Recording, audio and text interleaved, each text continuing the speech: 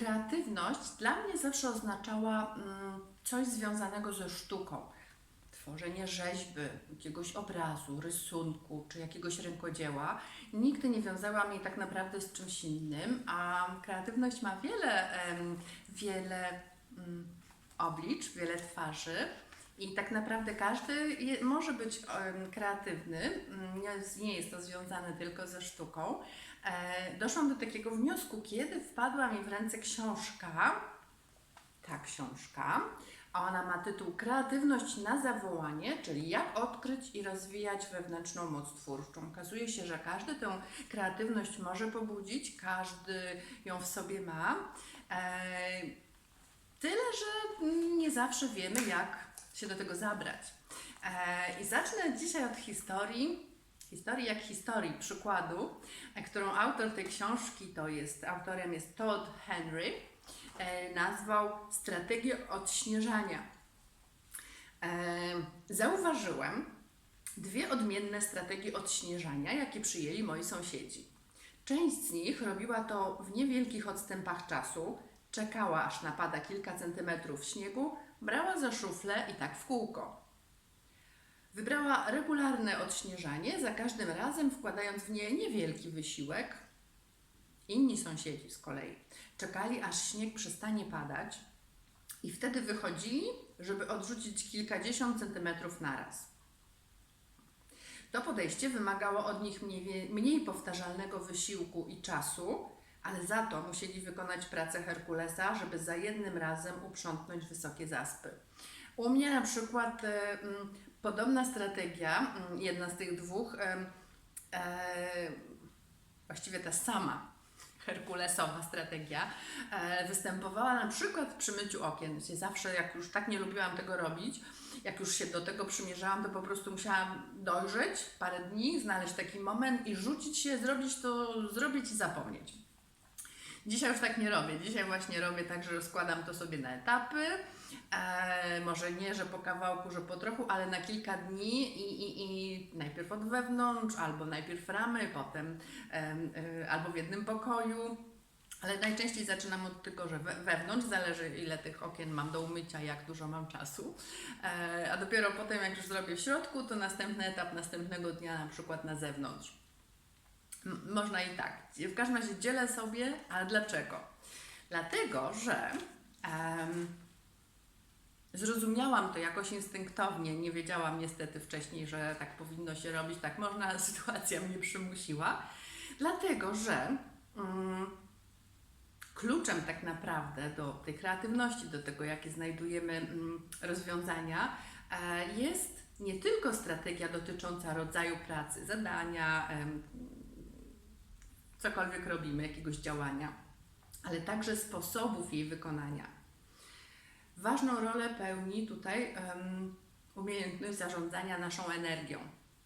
Ja już w którymś momencie stwierdziłam, że nie chcę mi się tak męczyć, myć wszystkie okna naraz, a umyć trzeba, no to trzeba było znaleźć sposób. Bo zarządzanie energią jest co najmniej równie ważne dla osiągnięcia sukcesu, jak zarządzanie czasem. Zarządzanie energią. Równie ważne jak zarządzanie czasem.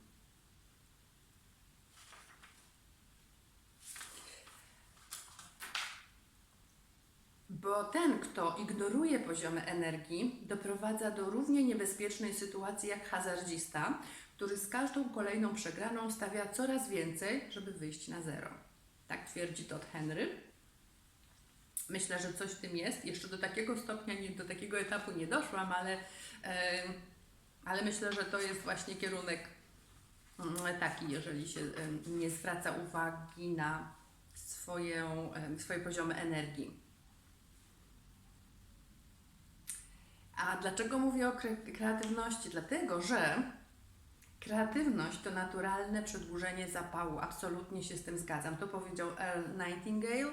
Ja się absolutnie z tym zgadzam. Do czego się nie zabieram, to pobudza to moją kreatywność. Jeżeli zabieram się do czegoś z zapałem, czy to będzie dieta, czy to będzie jakiś inny cel, jakiś duży, nie wiem, zakup mieszkania, cokolwiek dużego, co wymaga czasu, to potrzebna jest kreatywność do tego, bo ona przedłuża ten zapał. Bez niej zapał po prostu napotyka przeszkody i wypala się.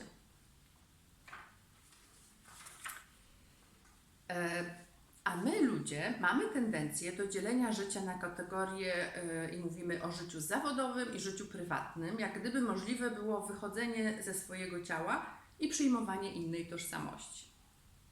Ciekawe. Nie da się wykonywać jednego zadania w taki sposób, aby nie odbijało się to na innych czynnościach. Energii, którą wydatkujemy na zadania służbowe, nie będziemy mogli wykorzystać do realizacji własnych celów. No święte słowa.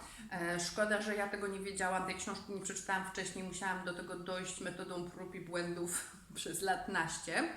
Dlatego się właśnie z Wami dzielę, żeby tego czasu Wam zaoszczędzić.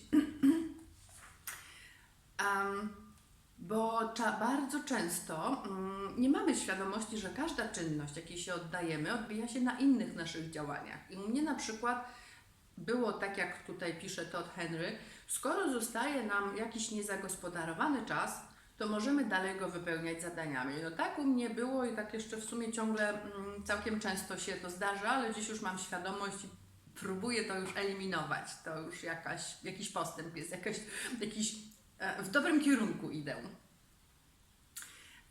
Bo gdy tak ciągle wypełniamy zadaniami ten pozostały czas, to on jedynie wysysa z nas energię i zaburza koncentrację. Święte słowa.